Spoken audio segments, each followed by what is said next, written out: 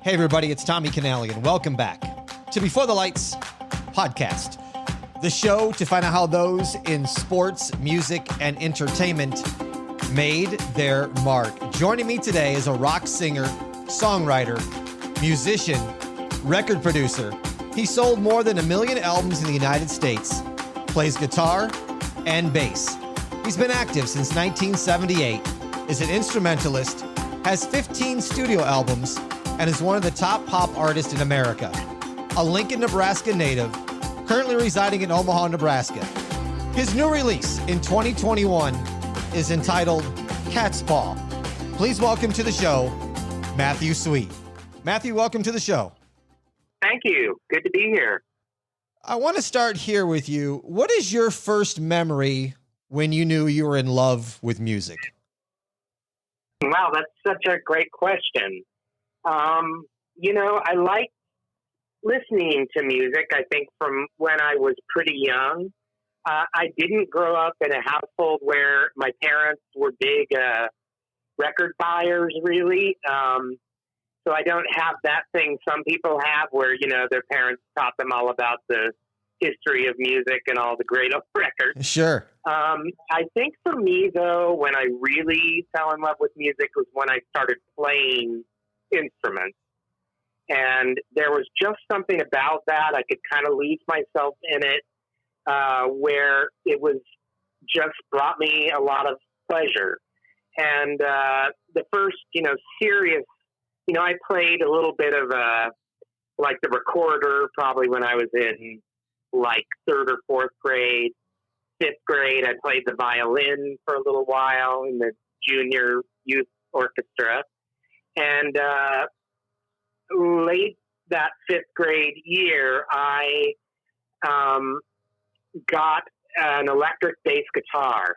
And I really got it because I thought electric instruments looked really cool. I like Electric Light Orchestra because, they had electric violins and I had been playing the violin. And I was just at a music store and saw some, electric guitars and thought those looked just super cool and kind of space age, So I didn't know too much what I was doing at first. And I remember I went to a guy who was running the stage band at my grade school, which I believe was mostly sixth graders. And I said, which one should I get? The one with 6 strings or 4 strings? And he said, well, we could really use that 4-string one, which, of course, was the bass guitar rather than a regular electric guitar. It was the electric bass. So that's what I got, this little Univox bass guitar with a matching amp, real inexpensive, but a great way to sort of learn and start out.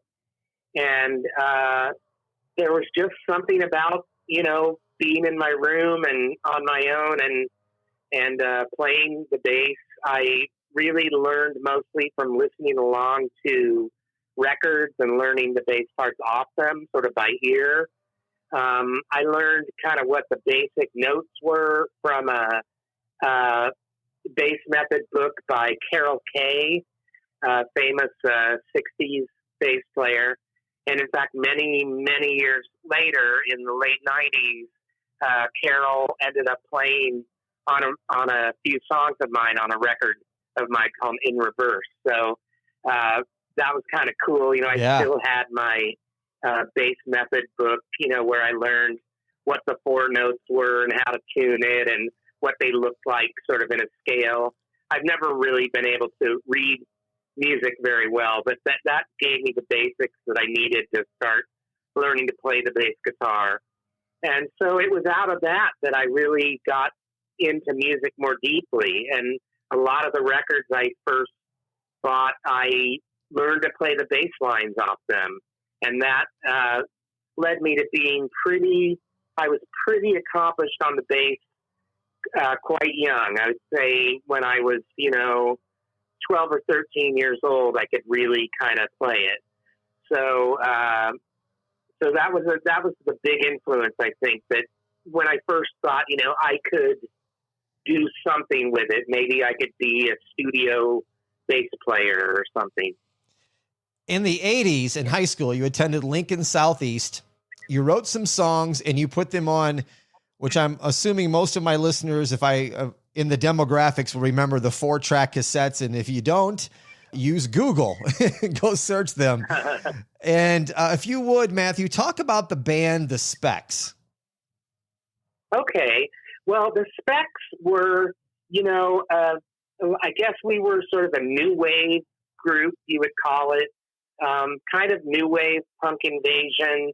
We played a lot of songs by British groups, stuff like, The Jam and the Buzzcocks and Generation X and, sometimes the more well-known things like, stuff by like the Police or, maybe we do like a Joe Jackson hit, and then we would also play a few sort of 60s songs. I remember we did, For Your Love by the Yardbirds. We used to do My Generation by The Who. And it was like a big number for me because I got to play sort of the little bass solo on it that John Entwistle did. And I'm not 100% on this, but I think maybe I sang My Generation as well. So that might have been one of my first real experiences actually going up and being a singer, because I wasn't the singer per se in the Specs. We eventually had a girl singer, Sarah Cavanda, in the band. And I did write a song that we submitted to a local radio station called KFMQ. They made an album of regional or local bands every year. And it was called the Homegrown album. And I wrote a song that we recorded with the band, with Sarah singing, and that song got on the Homegrown album. So that's the Specs, moment of making a record. I don't think we made any other records that I can recall. Although I think we did record maybe 3 or 4 songs. I'm just not sure what those were now. But that was the first time I was ever in a recording studio, and so I kind of saw how that worked. But I was at home learning to make multi-tracks on my own with a 4-track cassette recorder. And, what those were was a way to inexpensively record multi-track at home without having to get a big reel-to-reel multi-track deck, and which would have been, infinitely more expensive. I mean, I think the 4-track cassette recorders were probably $300 or $400. Once they'd been out just a little while, they probably were more than that in the very beginning.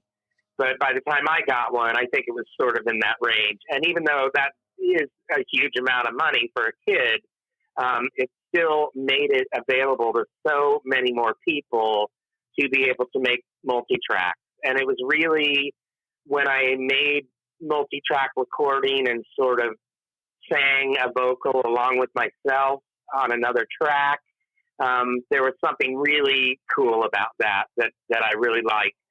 And so that just added in and kind of led me toward wanting to try to write music and make songs and stuff. I didn't really think like I was going to be a solo artist, like I ended up being.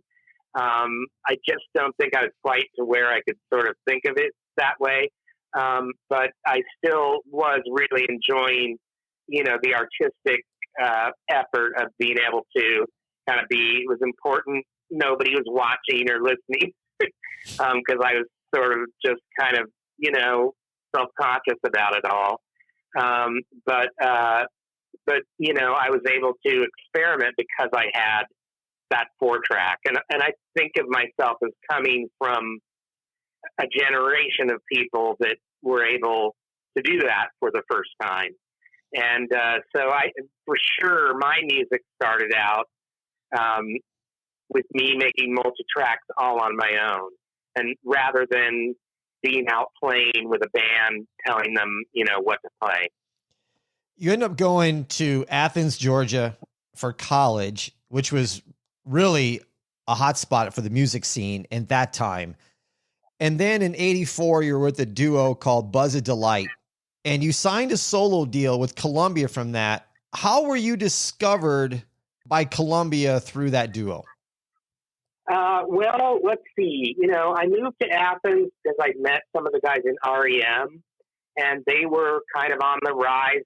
When I saw them play locally, they'd made 145 that was like on their own independent label called Hiptone.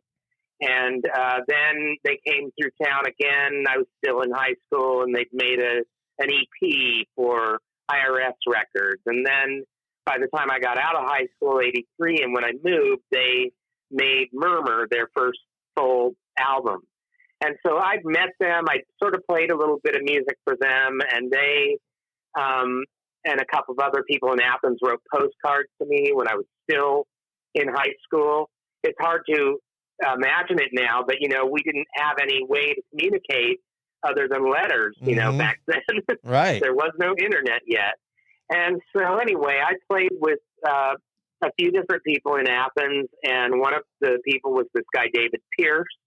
And David was the drummer in Buzz of Delight, and I kind of wrote the songs and played the minimal instrument that was in it, which was kind of a hybrid of a guitar and a bass.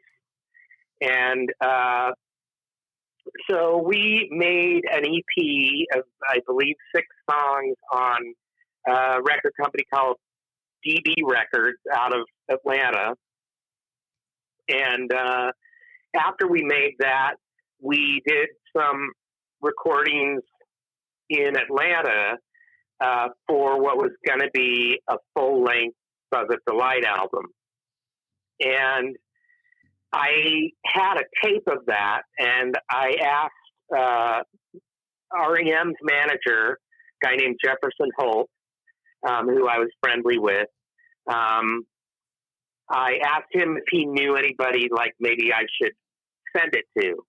And he gave me the name of this guy named Steve Albofsky, and Steve was eventually the one that signed me. He was at the time at a different label, and he called me, and we kind of talked about my music, probably a year before he ever signed me. And then we kind of kept in touch, and I would send him new things when I would do demos at home or whatever. And I'd really only been in Athens for 2 years when they invited me up to New York, and Steve and a guy named Rick Chertoff, who was a high-up A&R guy at Columbia, I had a meeting with them, and they said, we think you should be a solo artist and use your real name and kind of, learn to do that. Whereas I might have had a thing that was kind of mine, but maybe used the group name a little more, kind of like Buzz of Delight, although I don't mean to shaft David, because it was our own little kind of art rock thing that it was, So I kind of had to start over and try and figure out who I was as a person, but I wasn't going to turn down Columbia Records saying, we want to give you this development deal. So I moved to New York kind of at their behest in about May of 1985. So I was in Athens just about 2 years. And so I had this record deal before I turned 21. I guess I was just 20 when I signed the deal. And so, I was pretty wide-eyed still and had just a lot to learn ahead of me. On that heels, your debut solo LP was Inside, that came out in 86. You also released Earth with A&M Records. And then in 91, you released the pop rock LP Girlfriend, which had a top 10 single. Before we get into Girlfriend, Matthew, my question is, Was this LP retitled? And if so, what was the original name going to be? It sounds like you have secret information on that, possibly. Yeah, it was actually titled Nothing Lasts. After actually it's a bonus track that's on the Girlfriend album in kind of the nether world of the very end of the record. There's kind of a big space, and then there were 3 more songs because we just wanted to put everything we did on it, even though, I don't know, it would have been okay not to. Well, now it's just part of it. So never say, I never look back and with any regret, you know? Sure. But the thing with the Girlfriend album is I really wanted to use this photo of Tuesday Wells, the actress, for the cover of the record. And even though there were people that were kind of doing that sort of thing, like having it not be a picture of themselves, you know, I got a lot of pushback. The label just wanted me to have kind of a picture of myself, and I really wanted to use this picture of Tuesday Wells. So I kind of held fast, and we went through various stages, sending her the lyrics and having her listen to it. And finally, she gave her approval that I could use the photo. So we got the artwork together, and, you know, it was made as a record for A&M, a second album for A&M, but Polygram bought them right during that time. So we ended up selling the record to a new BMG startup called Zoo Entertainment. And so it almost kind of didn't come out. And then at the last minute, somebody in, I believe, the legal department at the label, I don't know why they did this, but they decided to call up Tuesday Wells' representation and say, does she know the album is called Nothing Lasts? And, you know, the title Nothing Lasts had nothing to do with the Tuesday Wells photo. It wasn't trying to say she didn't last or something from being this beautiful young girl. I liked the photo because she was so young, but she sort of seemed like she felt like she knew everything, you know, and there was just something about that photo that I liked representing my album. And maybe it was an attempt to somehow get me to not have Tuesday Wells on the cover. I don't really know. But I got a call one day and they said, well, you can't use Tuesday Wells if it's called Nothing Lasts. And so I think I kind of had thought about other things to call it. And so I just was like, okay, I'll call it Girlfriend. Like, that's how bad I wanted the Tuesday Wells photo, that I didn't really even care what the album title was as long as I got that photo. And the photo is, I mean, it's synonymous with that LP and that song. So I'm glad I got it. You know, I think it was worth it to change the title, although I swear if no one had called up, you know, she probably wouldn't even have thought anything of it either, you know? Uh-huh. I was a mobile DJ at the time, and I can remember playing the hell out of Girlfriend no matter where I went. And to look back and think that that song is almost 30 years old is mind-blowing to me. And it still resonates today if you listen to it. How does it feel for you, Matthew, having that top 10 single, looking back almost 30 years later going, people are still asking about this song? Well, I love that there are still people, because that allows me to have an audience when I go out on the road and when I make, you know, new recordings. It's not, you know, giant like back in my heyday, but people are connected enough to it that it's kept things kind of going for me. And I think either way, I'd have kept making music, even if it was just without an audience. But to have that is really special, and to be the times when I go out, or even when I do things online now, I occasionally do like a Facebook thing. It's so heartwarming how much it means to people and what nice things they say. And music's just got a special place in people's lives. And even though that's changed a lot, in our kind of modern era, because we have such a connection to everything now. You know, music doesn't have the same place in everyone's lives exactly like it did to us back then, you know, where it was kind of one of the only things you had. You know, you went in your room alone with your records, you know, you didn't go in there to like surf the web, you know? So, this is true. So, you know, I feel really lucky. I feel old. You know, I can't believe it's been that long. It's just mind blowing, you know, It is. How long some things have been. Yeah, I went on my publishing company, you know, started out, I signed with CBS Songs in 1985, and it got, you know, purchased over the years. It's been involved with Sony for a long time. And they just kind of rebranded from being called Sony ATV to just Sony Music Publishing. And they have like a new website, and they kind of sent me codes and credentials so I could sign onto this website and kind of see all my publishing stuff. And, you know, I make little bits from publishing now, but I am at least recouped, you know. Mm-hmm. And so I was looking at it the other night and realized I'd been under essentially the same publishing contract for 36 years.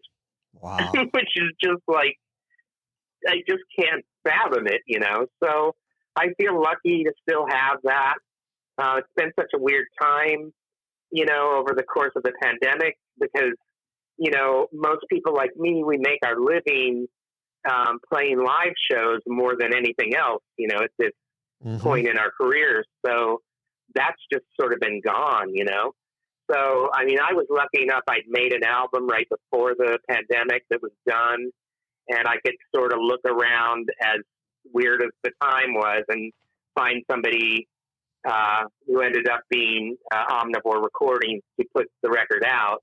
So that gave me kind of a bright spot during it. But it's been kind of a shake-up time for people like me. And then, you know, I swear, I had an interview. I've done a lot of interviews for the new record, and on one of the first ones, someone said, "How does it feel for Girlfriend to be 30 years old this year?"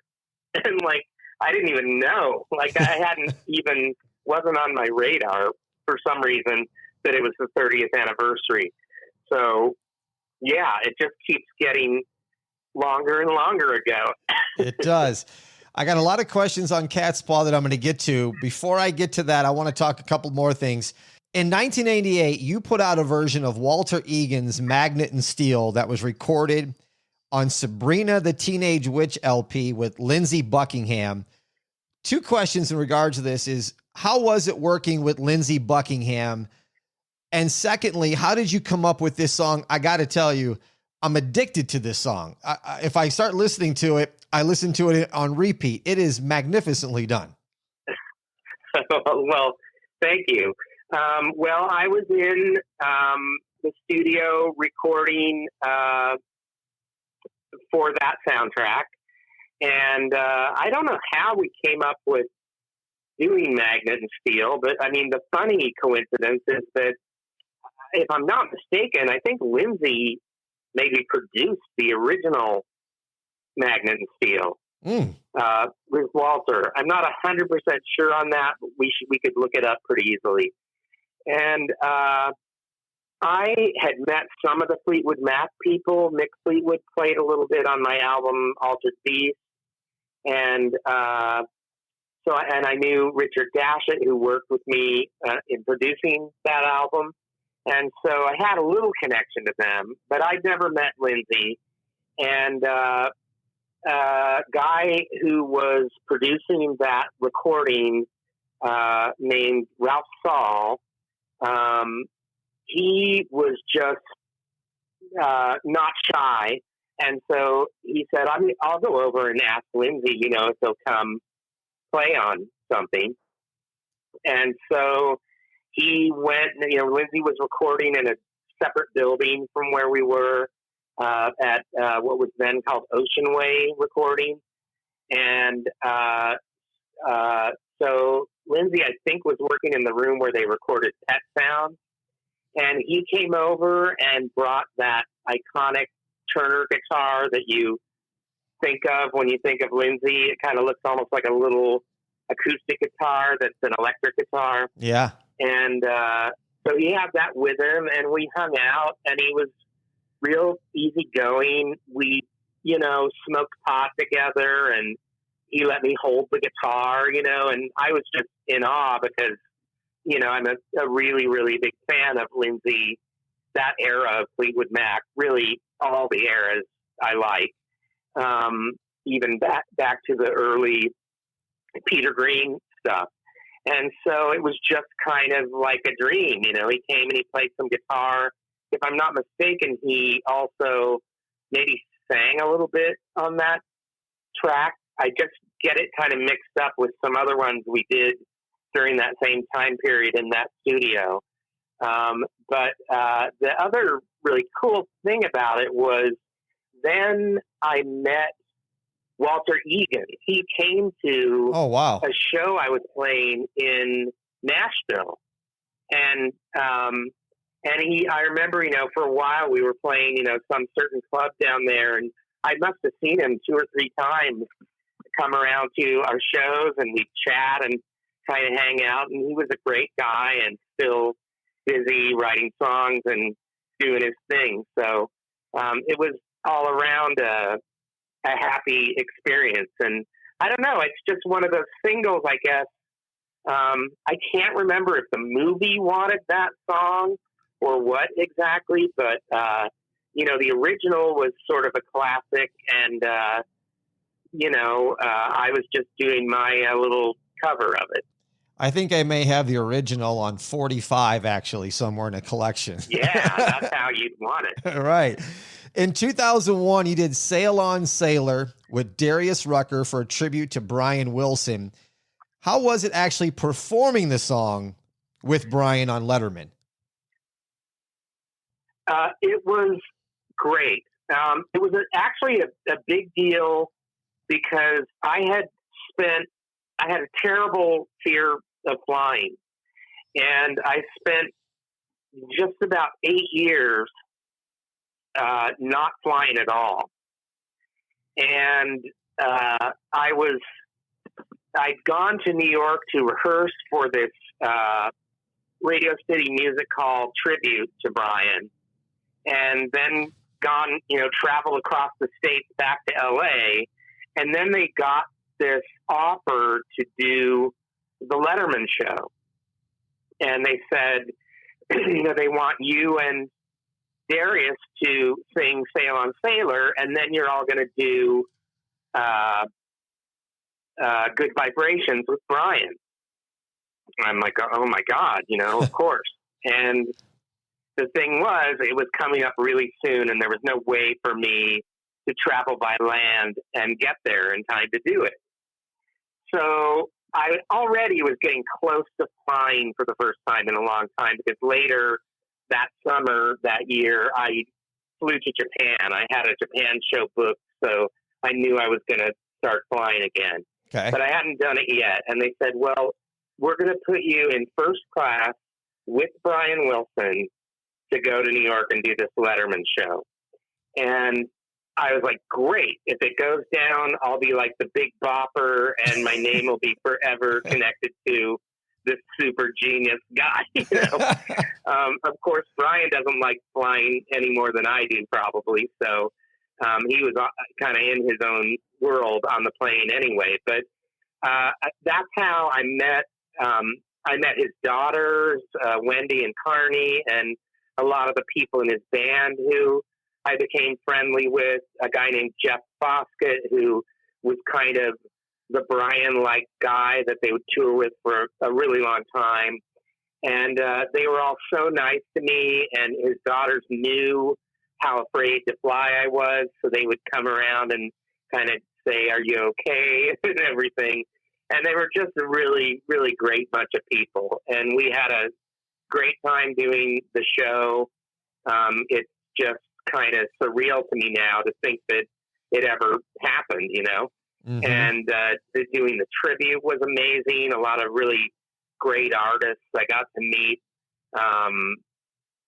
like Elton John and David Crosby was there. It was just like people who, were amazing. So it was great to be a part of it. And over the years afterwards, I did see Brian quite a few times. I became pretty friendly with Van Dyke Parks for a while, and he worked on an album with me at my house. And so, there's a big place in my heart for the Beach Boys and for Brian and everybody sort of in that orbit, I can see why. You did Under the Covers. There's 3 volumes. It features covers of popular songs. The first volume's the 1960s. The second one's the 1970s. The third one's the 1980s. It's done with Susanna Hoffs of the Bangles. There's a box set completely under the covers if you can find it. Matthew, there's just endless opportunities to put classic songs in those 3 decades. How did you narrow down to pick the songs that you did for each one? Were they personal favorites, or were they ones that you've always wanted to record, or how'd that go? It was kind of a mix of things. Like, usually the two of us had a kind of core list that we came to each other with.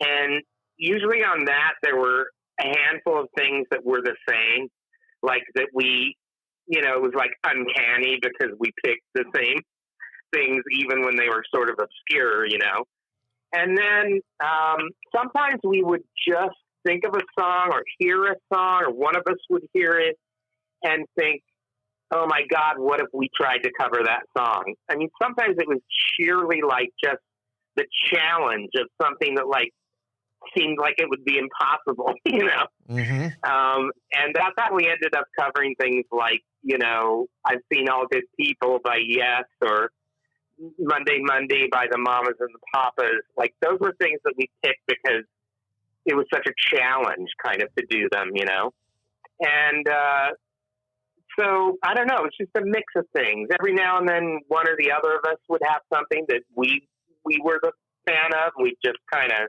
talk the other one into it. But mostly we just like a lot of the same kind of stuff, and we tried to break it up and not have it all be obscure stuff, to sometimes, tackle hits that you wouldn't think we would, just to kind of spice it up a little bit and make it fun for ourselves. So, we did 3 whole decades of stuff, and we're actually talking lately about doing a 90s one. So a fourth album of stuff is probably in the works sometime in the next year or two. I wondered if the 90s were coming. So it's great to listen to. And the way I listen to it, people, if you would like to, I'm going to put links in the show notes where you can get information how to listen to all these things of Matthew's. I just turned it on, didn't even kind of look at the track list, and it was more enjoyable that way for me to hear each song going, whoa, there's another one I forgot about. And they're all they're all very well done. In 2014, you were featured on The Simpsons. You wrote "Hoping for a Dream." On not so much that, but did you also do a guest voice appearance for The Simpsons? That's a good question. I think I did do a voice thing on that episode, but it was really small. I can't think who it was exactly. Maybe one of the guys in that band. I'm not exactly sure, but what stuck out to me, which you will totally understand from our talk today, is the episode is really centered around Homer deciding he's going to play the bass guitar. And it's funny because he goes to a music store and he gets kind of, railroaded to buy all this equipment. And he doesn't know really like the difference between a bass or guitar or anything. It reminds me of me when I was little. And they're like, you seem to have the fingers of a bass man, And so Homer gets all this gear, and it's like a Guitar Center type place. And he goes home and he starts playing the bass, and he's just like obsessed with it. And what was exciting is I got to do all the bass playing of Homer learning to play bass. And, you know, they have him like pluck the bass, and then like, you know, the butter vibrates across the table at dinner, you know, to get the rolls or whatever. And then he's like driving in his car, and like he's playing the bass while he drives, and it's like when he speeds up it goes faster, and he slows down and it slows back down, and there were just all these kind of funny bass gags. And so to me the really exciting part was getting to be Homer playing bass, even though everything I played was really very simple. And then I wrote the song that the band that comes to town and sort of breaks up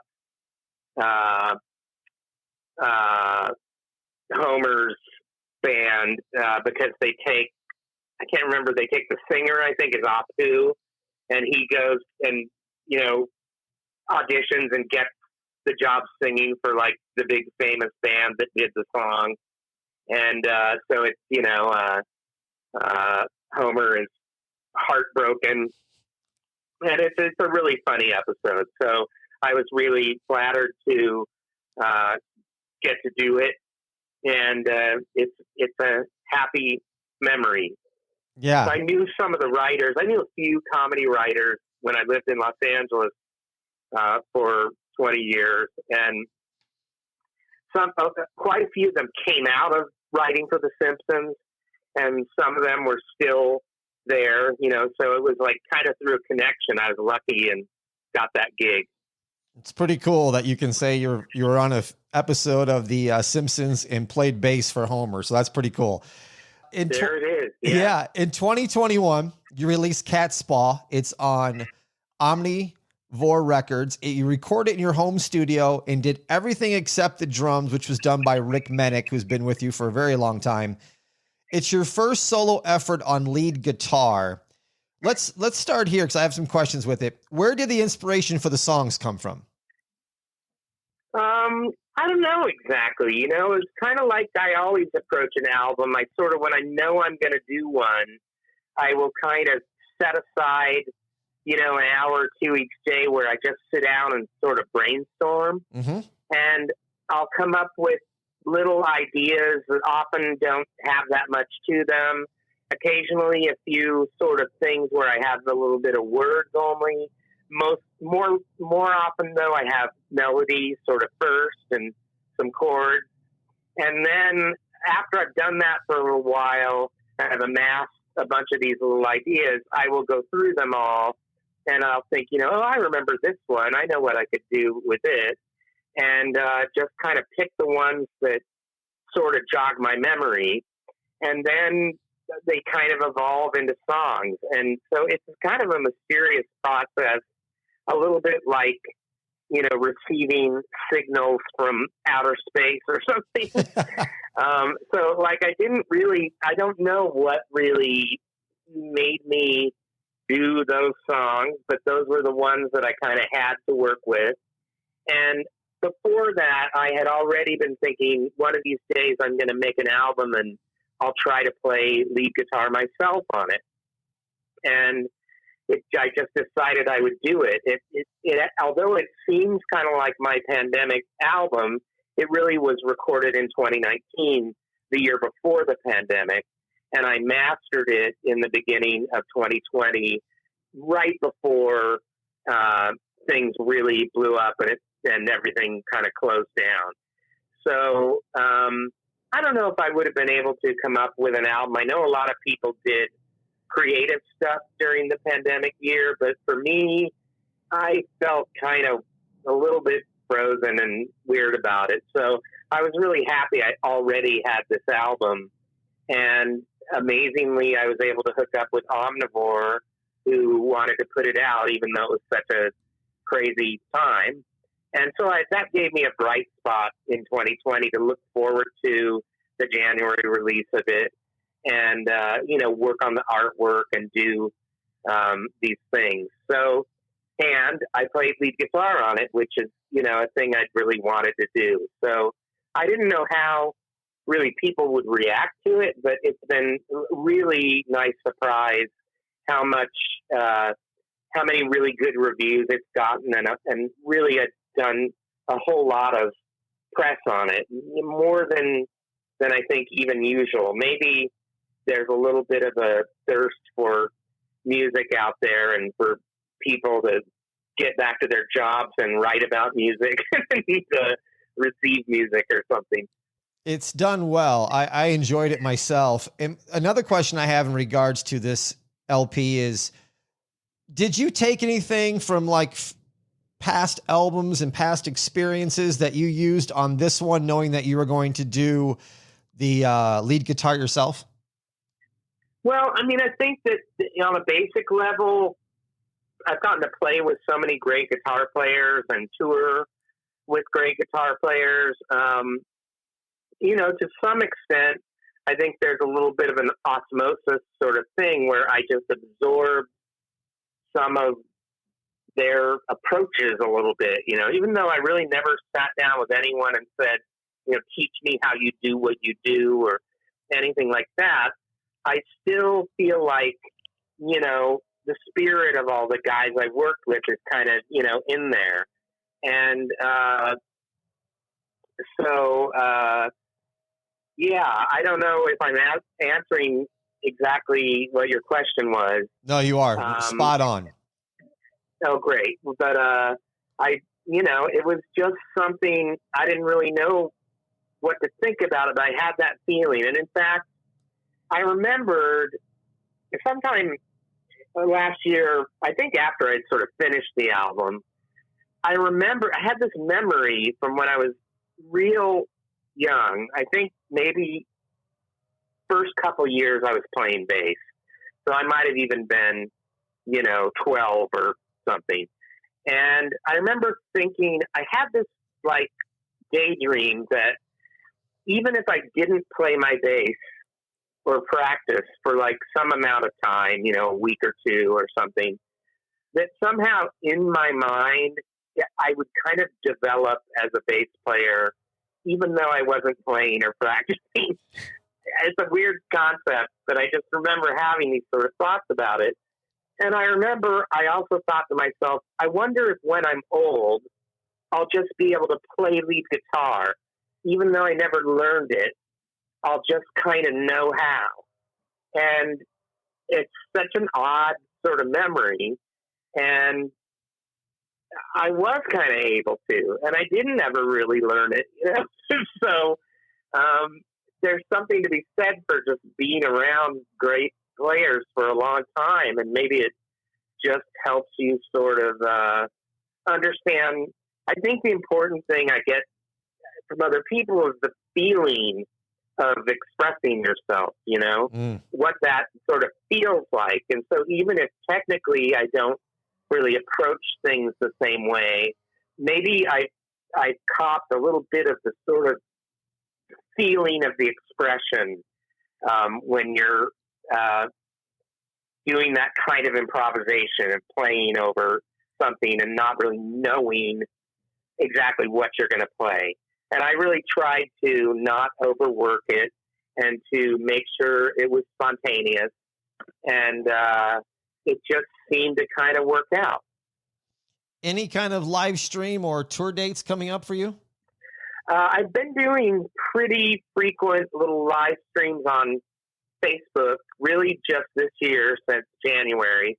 I know everybody did it last year, but I don't know. I didn't feel like immediately going and begging attention when the pandemic was first sort of hitting. It just seemed kind of weird to me or something. But finally, my manager talked me into doing it in January, and now I've done it a few times, and it's been fun. So I will be doing more of those.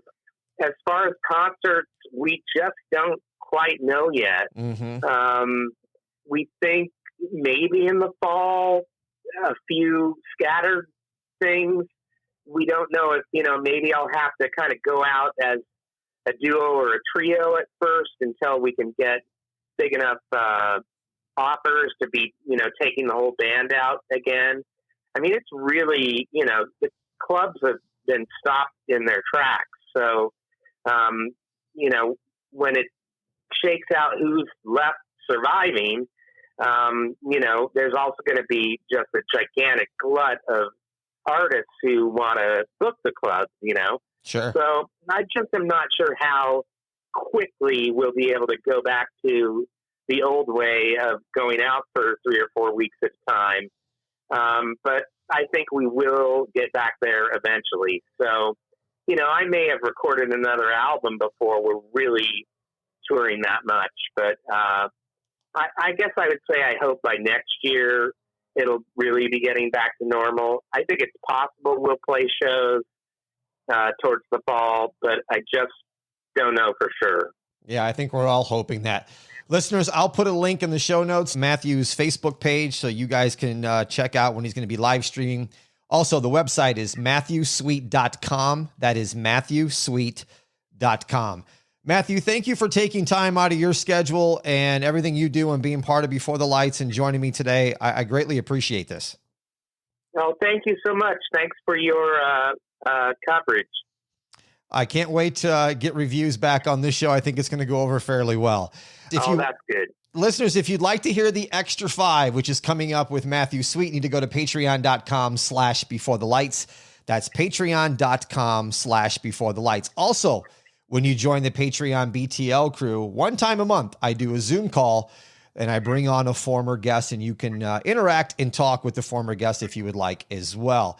If you'd like to donate and keep this a listener-supported show, go to beforethelightspod.com. You'll see the donate page, and anything you can and are willing to offer is always greatly appreciated.